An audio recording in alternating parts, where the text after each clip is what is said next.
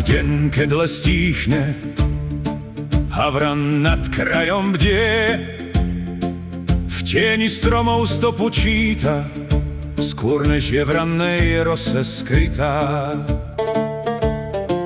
Nepýta slávu, nepýta krik, vie, čo zanechá sneh aj dym. V očiach nesie chladný jas, čo vidí viac než zvyšok z nás. Havran vie, čo iný nie, v tieni zbadá skrytý znak, kde iný vidí len tieň, tam on číta tichý tlak. Havran kráča bez ozveny, bez pýchy a bez veľkých vied, lebo aj malý detail v zemi vie zmeniť osud celých ciest. V šepote vetie počuť ticho spievať, v zlomenom steble starý nepokoj. Ten, kto sa naučí dlho mlčať, ten zbadá pravdu skôr než boj.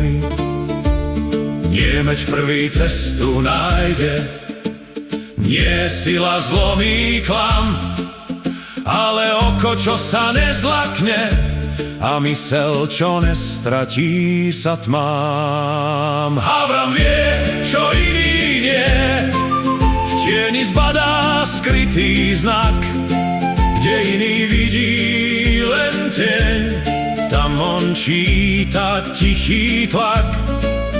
Havran kráča bez ozveny, bez pýchy a bez veľkých vied, lebo aj malý detail v zemi vie zmeniť osud celých ciest.